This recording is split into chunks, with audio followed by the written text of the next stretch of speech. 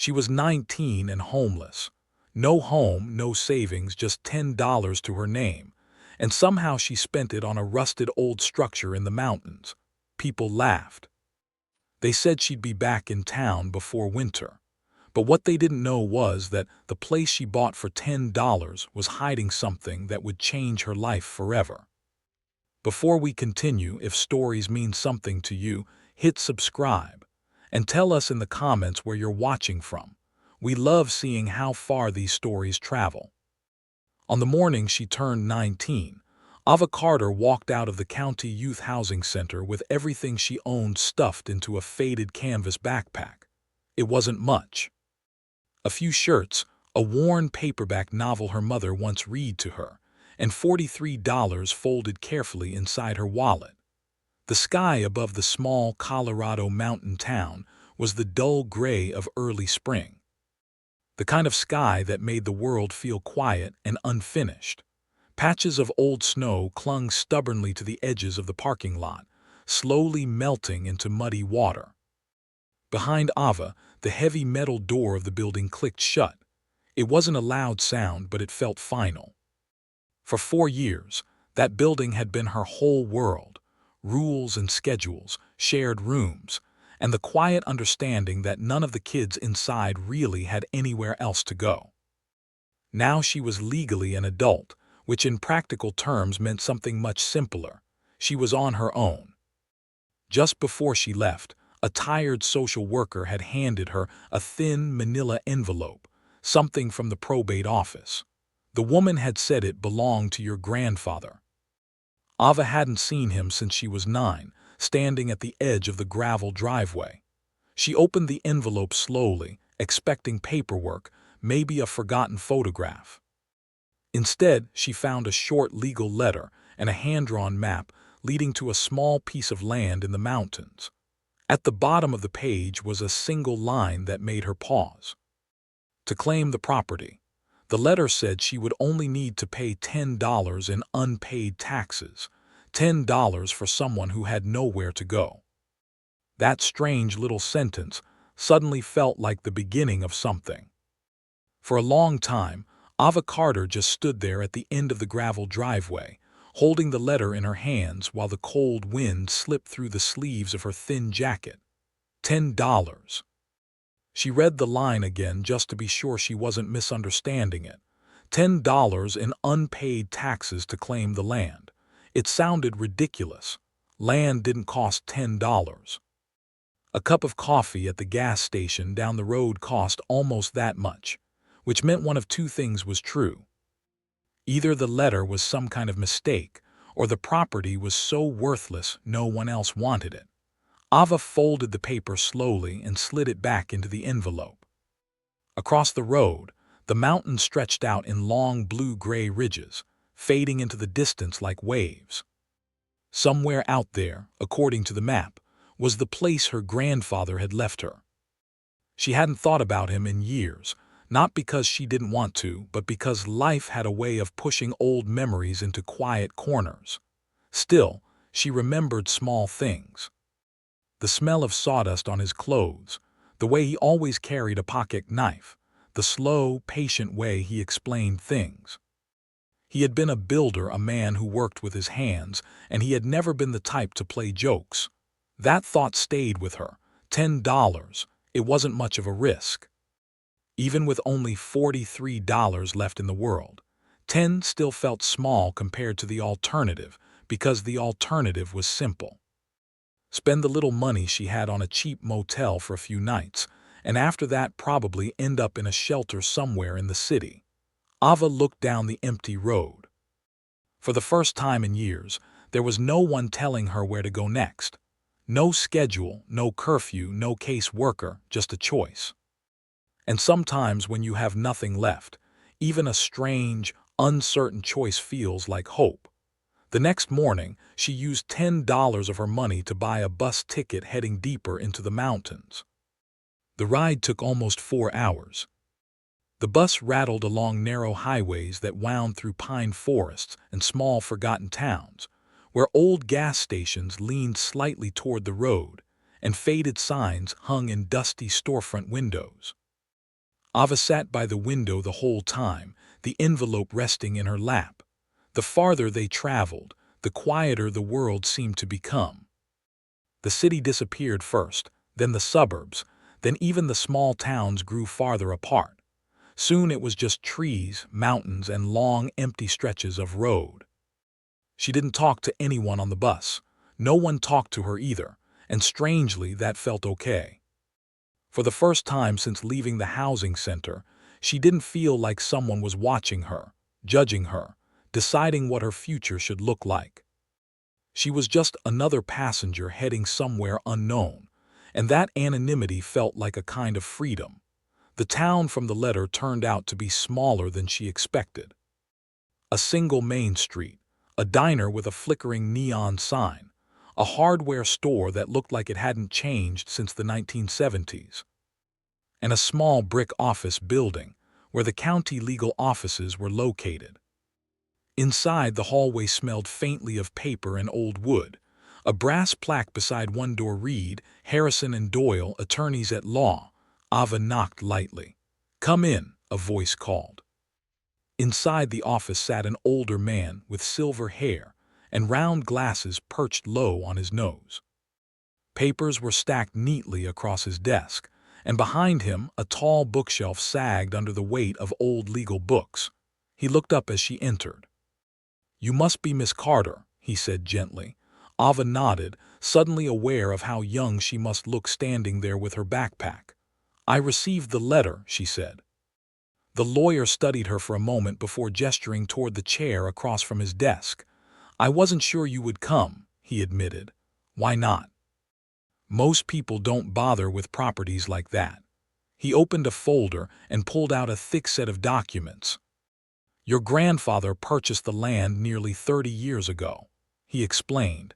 "It has no utilities, no road access, and no registered structures on record." He slid the paperwork across the desk. "If you choose to claim it, the transfer fee and back taxes come to exactly $10. Ava reached into her pocket and placed a slightly wrinkled $10 bill on the desk. The lawyer looked at the bill, then back at her. "Are you sure?" he asked quietly. "It's all I've got," she said. Something in the man's expression softened. He nodded slowly and pushed the papers toward her. "Then I suppose we should make it official." Ava signed her name where he pointed. The pen trembled slightly in her hand. When she finished, the lawyer closed the folder and slid something heavy across the desk toward her. It was an old iron key, dark with age, cold in her palm. "This," he said, "was left for you as well." Ava turned the key over in her fingers. Outside the window, the mountain stood silent and endless. Somewhere out there was the place that now belonged to her. And whether it was worthless land or the beginning of a completely different life, she was about to find out. The directions the lawyer gave her were simple on paper. Follow the county road for 3 miles. Turn onto a dirt track called Old Timber Road, then walk the rest of the way. In reality, it took Ava nearly 2 hours to find the place. The dirt road looked less like a road and more like 2 faint tire tracks cutting through tall grass and scattered pine trees. The farther she walked, the quieter everything became. No traffic, no houses, no voices, just the wind moving through the branches above her. Her backpack felt heavier with every step, and more than once she wondered if this had been a mistake. $10 might not seem like much, but when it was almost a quarter of everything you owned, it mattered. Eventually, the dirt road faded completely into the forest. According to the map, the property was still another half-mile ahead. Ava pushed through a cluster of thorn bushes and stepped into a small clearing, and there it was. For a moment, she just stood there staring. The structure in front of her looked even worse than she imagined. A long, curved building made of corrugated metal sat crookedly in the middle of the clearing, like some giant rusted shell abandoned by time. The metal walls were stained orange and brown where years of rain had eaten through the surface. Weeds grew all the way up to the sides. A few broken windows stared back at her like empty eyes. This was the property she had just bought. Ava let out a quiet breath she hadn't realized she'd been holding. Well, she murmured to herself, guess this is home. She walked slowly around the building. The place looked like it had been forgotten for decades. The ground was soft and uneven beneath her boots, and small saplings had begun growing near the edges of the structure, as if the forest itself was trying to reclaim it.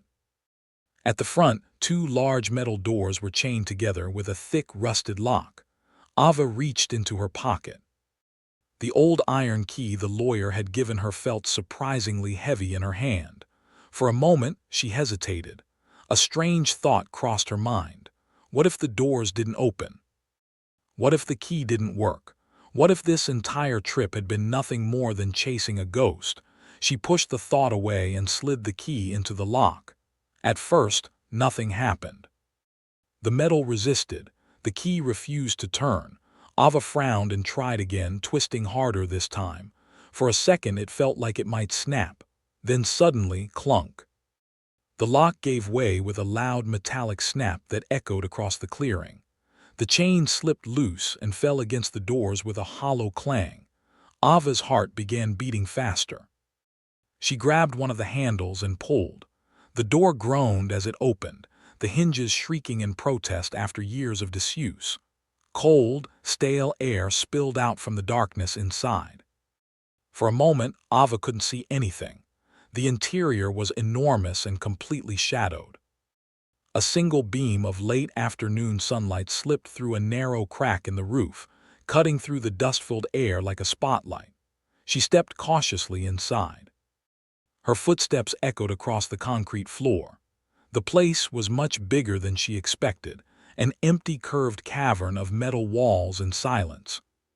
There was no furniture, no tools, no sign anyone had been there for years. Ava's shoulders sank slightly. Maybe the lawyer had been right.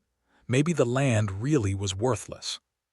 She took a few steps farther into the building, her eyes slowly adjusting to the dim light. That's when she noticed it. Something sitting directly in the middle of the floor, right inside that single beam of sunlight. A wooden crate, small, old, and completely out of place in the empty building. Ava frowned and walked toward it slowly. Her footsteps echoed softly across the concrete. The crate looked ancient, and the wood darkened by age and dust. Thick rope handles hung from the sides, and the lid had long since disappeared. She crouched beside it and brushed away a thin layer of dirt. Inside were rows of glass jars, the kind people used for canning vegetables. At first she thought they were empty. Then she lifted one. It was heavier than she expected, much heavier. Ava held it up toward the light. Inside the jar were tightly rolled bundles of paper stacked one on top of another. Her brow furrowed. Carefully she unscrewed the lid. The smell of old paper drifted out. She slid one bundle free and unrolled it dully. Green paper spilled into her hands. $20 bills, dozens of them. Ava froze. Her mind refused to process what she was seeing.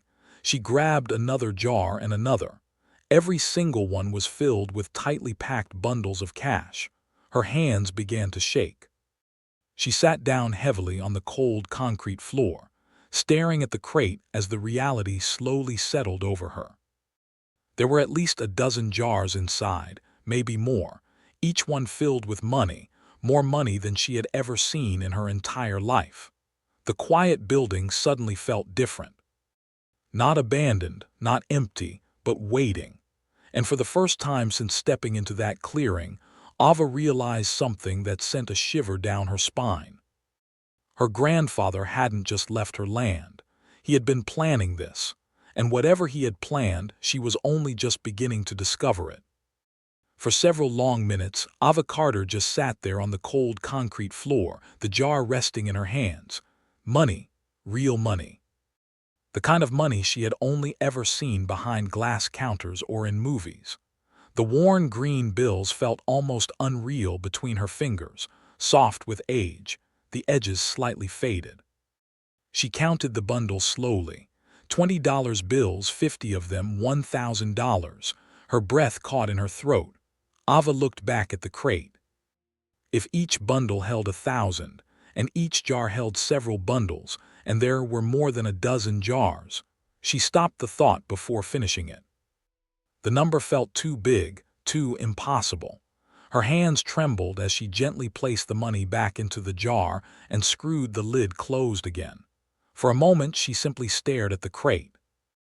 Then something inside her broke loose.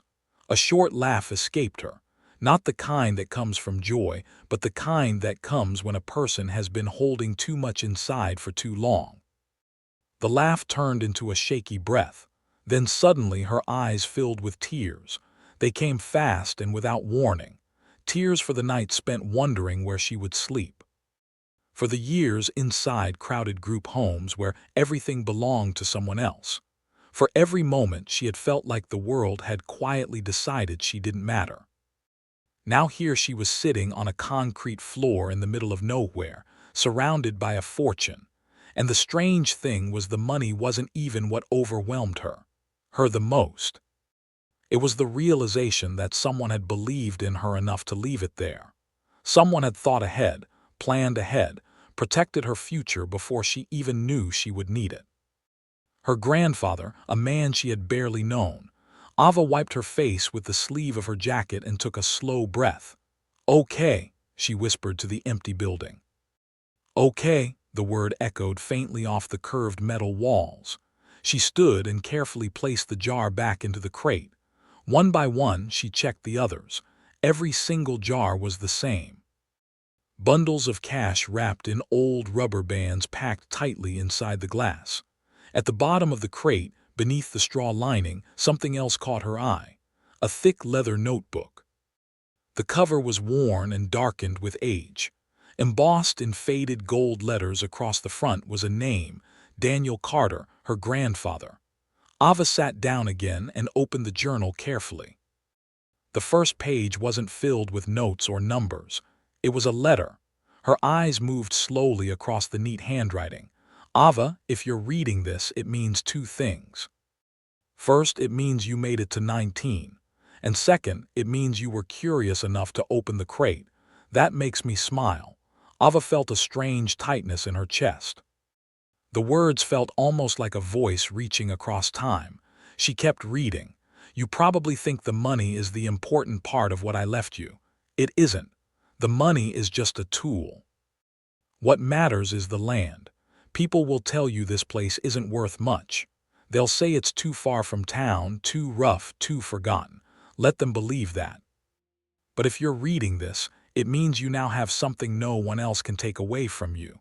A place to stand, a place to build." Ava lowered the journal slowly. Her eyes drifted around the massive empty building again.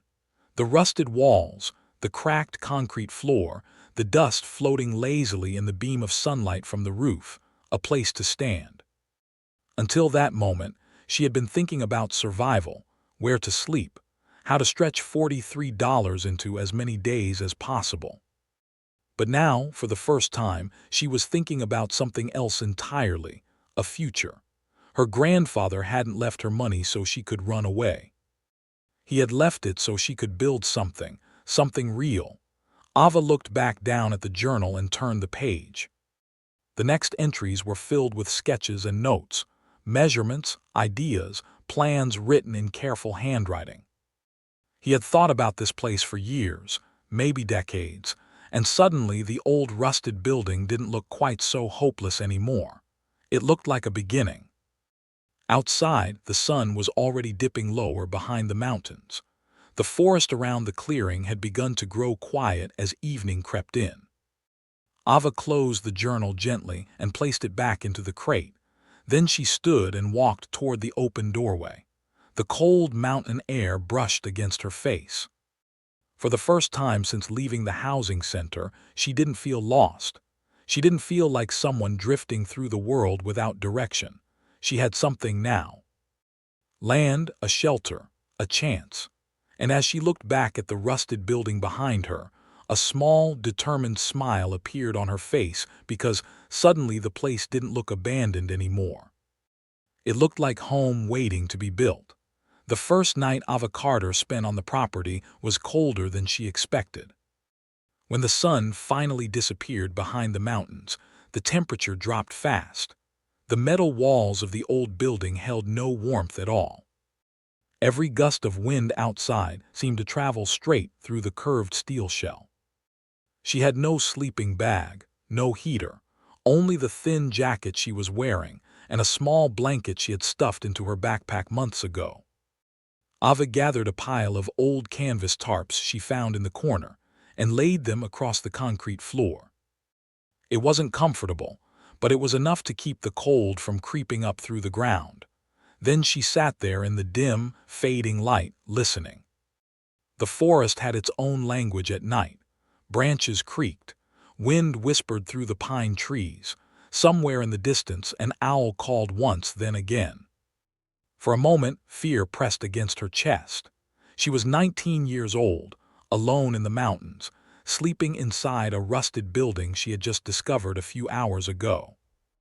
A year ago, the thought would have terrified her, but something about the place felt different. Not safe exactly, but honest. No locked doors, no schedules, no strangers deciding what her life should look like. Just silence and at possibility. Ava pulled the blanket tighter around her shoulders and looked toward the wooden crate sitting quietly in the corner. The money was still there. She had moved it away from the sunlight and covered it with an old tarp, almost instinctively protecting it. It didn't feel like something to spend. It felt like something to guard. Her grandfather's journal rested beside it before lying down. Ava opened the journal again and read a few more pages by the light of her phone. Most of the entries were simple notes, measurements, sketches, plans for improvements to the structure. He had written about reinforcing the roof, adding insulation, building interior walls.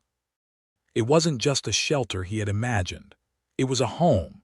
Eventually, the cold and exhaustion caught up with her. Ava curled up beneath the blanket and drifted into a restless sleep. Morning arrived slowly. A thin beam of sunlight slipped through the crack in the roof and stretched across the floor until it reached her face. Ava blinked awake. For a moment, she forgot where she was. Then the curved metal ceiling came into focus above her, and the memory of the crate full of money returned all at once. She sat up quickly. The tarp still covered the crate in the corner. Everything was exactly as she had left it. Outside, the forest looked peaceful in the pale morning light. Ava stepped out into the clearing and inhaled deeply. The air was cold but clean. Pine trees surrounded the property in every direction, their tall trunks glowing gold in the rising sun. For the first time in a long time, she felt awake, really awake, but reality returned quickly. Money or not, survival still came first. She needed food, water, tools, and most importantly, a way to make the building livable. Ava walked back inside and uncovered the crate. Carefully, she opened one jar and removed a single bundle, $1,000.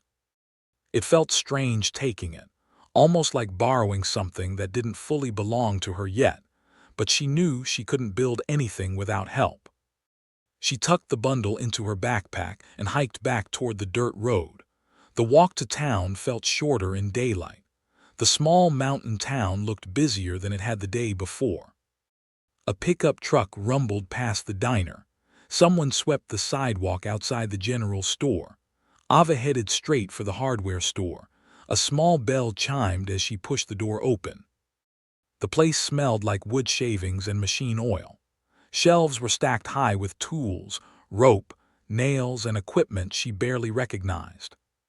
Behind the counter stood an older man with weathered hands and kind eyes. He glanced up from a newspaper. "Morning," he said. Ava hesitated for a second before answering. "Morning." The man studied her backpack, her worn boots, the uncertainty in her posture. "You fixing something?" he asked. Ava gave a small shrug. "Trying to." "What kind of place?" She paused, then said quietly. "An old building out past Old Timber Road." For a moment, the man's eyebrows lifted slightly. "You mean the old Carter property?" Ava blinked. "You know it." The man chuckled softly. "Everybody around here knows that place." He folded the newspaper and set it aside. Well, he said, stepping around the counter, if someone's finally fixing it up, we'd better make sure you've got the right tools. And for the first time since arriving in the mountains, Ava realized something important. She might not be as alone out here as she thought. In the weeks that followed, Ava Carter's life settled into a rhythm she had never known before. It was a simple rhythm. Wake up with the sun, work until the light faded, sleep, repeat. The first few days were the hardest. Her hands blistered quickly from using tools she barely understood. The axe the man at the hardware store had recommended felt awkward and heavy the first time she swung it. By the end of the first afternoon, her shoulders burned and her palms were raw. But every evening when she stepped back and looked at the clearing, something had changed. The weeds around the building slowly disappeared. The broken branches and fallen logs were stacked neatly into piles for firewood. Little by little, the place began to look cared for. The man from the hardware store turned out to be named Walter Hayes. He had lived in the town his entire life. The second time Ava walked into the shop, he didn't even ask what she needed. He simply nodded toward the back wall and said, "You're going to want a proper saw if you plan on cutting lumber over the next few weeks." Walter became something like an unofficial mentor. He never pried into her past, never asked questions she didn't want to answer. Instead, he showed her things. How to sharpen an axe properly, how to reinforce weak sections of wood, how to patch a roof without creating leaks. Building something isn't about rushing. He told her one afternoon while they stood beside her truckload of supplies. It's about patience. You do it right once, and it'll stand longer than you will. Those words stuck with her because patience was something Ava had never really been allowed to have before. Life in group homes was about surviving the day, not building a future.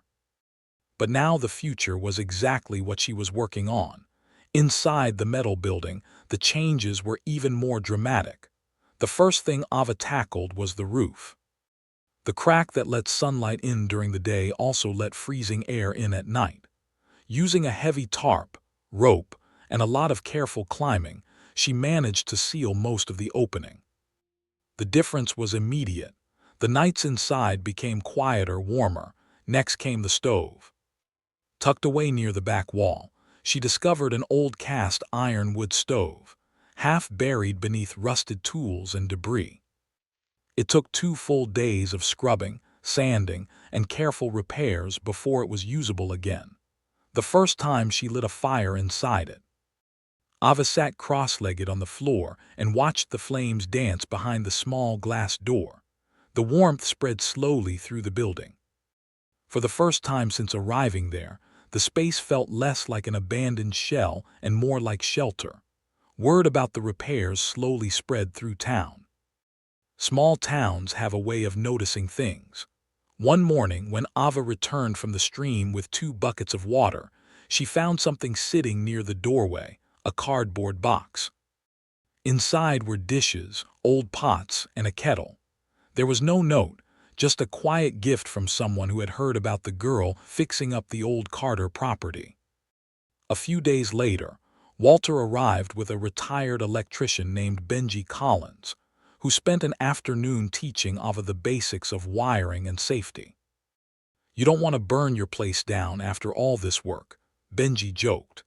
Even the woman who ran the diner began slipping extra bread and soup into a bag whenever Ava stopped by. It wasn't charity, not exactly. It was something else. Support, the kind that grows quietly when people see someone trying, and Ava was trying harder than she ever had in her life. Inside the building, the empty cavern slowly transformed using salvaged wood from an old barn outside town. She began framing the first interior wall. It took her 3 tries to get the measurements right. The first wall leaned slightly. The second one collapsed when she hammered the last nail, but the third one stood perfectly straight. Ava stepped back and stared at it for a long moment. It wasn't much, just a wooden frame dividing one corner of the building. but to her it felt monumental because that wall represented something new.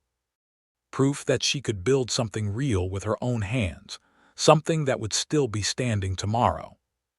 One evening, as the sun dipped behind the mountains and the stove crackled quietly in the background, Ava sat on a small wooden crate and opened her grandfather's journal again. She flipped past the old sketches and notes. Then she whispered quietly into the empty room, "I think I understand now. The land, the building, the hidden money." None of it had been meant as an easy escape. It had been a starting point, a challenge, an invitation to build something that actually belonged to her. And for the first time in her life, Ava Carter wasn't just surviving anymore. She was becoming someone stronger than the girl who had walked out of that housing center weeks ago. She was becoming someone who could build a future, one wall at a time. By the time summer arrived in the mountains, the old property looked completely different. The tall weeds that once surrounded the building were gone, replaced by a small clearing where sunlight could finally reach the ground.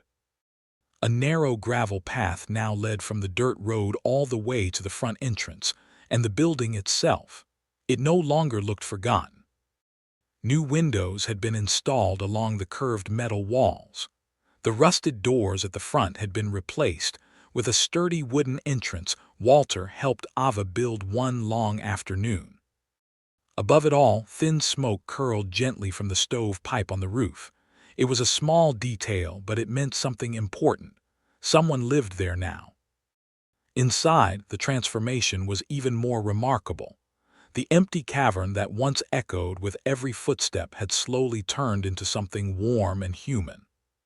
The first wall Ava built now divided a corner into a small bedroom. Another wall formed the beginning of a kitchen space, complete with a rough wooden counter, and a sink connected to a simple water pump Walter had helped install from a nearby spring. The old wood stove stood proudly near the center of the room, its steady warmth filling the space on cool mountain evenings, and near the doorway. A small porch had been added just large enough for 2 chairs and a view of the forest. Ava often sat there at sunset, watching the light fade between the tall pine trees, listening to the quiet hum of nature settling into the night. Sometimes she still found it hard to believe. Just a few months earlier, she had walked out of a government building with nowhere to go. Now she had something she had never truly possessed before. A place not borrowed, not temporary, not controlled by someone else, a place that belonged to her. The money her grandfather had left remained mostly untouched. Ava had deposited most of it in a small local bank with Walter's help, creating a safety net for the future. She only used what she needed: tools, materials, food. Each purchase felt deliberate, careful, because the real value of what her grandfather had given her wasn't the cash. It was the chance. The chance to stand on her own ground and decide what kind of life she wanted to build. One afternoon in late August, Ava sat at the small wooden table she had built from salvaged lumber. In front of her was the leather journal. She had read through most of it by now, but the final pages still felt special. She turned one slowly. Near the bottom of the page was a final line written in her grandfather's careful handwriting. "A strong foundation matters more than anything you build on top of it." Ava stared at the sentence for a long time. At first she had thought he meant the building, the concrete floor, the structure. But now she understood something deeper. The foundation wasn't just the land. It was the person standing on it. Every difficult choice, every mistake, every long day of work. Those were the things that built a real foundation, the kind that couldn't be taken away. That evening, Ava carried 2 chairs onto the porch and sat quietly as the sun dipped below the mountain ridge. The sky slowly turned shades of orange and deep purple. A cool breeze drifted through the trees. For the first time in her life, the future didn't feel like something to fear. It felt like something wide open. There were still challenges ahead. The building wasn't finished. There were still rooms to build, electric lines to run, a 100 small projects waiting. But that was okay because building something slowly with your own hands was part of the gift. Ava leaned back in the chair and looked out across the land. The same land most people would have ignored. The same land someone once thought was worth only $10.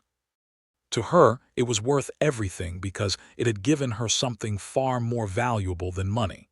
It had given her a place to begin again. And sometimes that's all a person really needs. If someone had asked Ava Carter a year earlier what her future looked like, she probably would have shrugged. Because when you grow up bouncing between places that never truly belong to you, it's hard to imagine a future that feels solid. But standing there on that small wooden porch in the mountains, Ava finally understood something her grandfather had been trying to teach her all along. Life rarely begins with perfect conditions. Sometimes it begins with almost nothing. A worn backpack, a few dollars, a place most people would overlook. But the value of a beginning isn't measured by what you start with. It's measured by what you choose to build. The rusted building in the clearing wasn't a gift because it was valuable. It was a gift because it forced her to grow. Every wall she raised, every board she cut, every cold morning she pushed herself to keep working became part of the person she was becoming. And that's the real lesson. Your starting point doesn't define your ending. Sometimes the strongest homes, the strongest lives are built on foundations that once looked completely worthless. If this story inspired you, subscribe to the channel and share in the comments. What's something difficult you've built in your own life?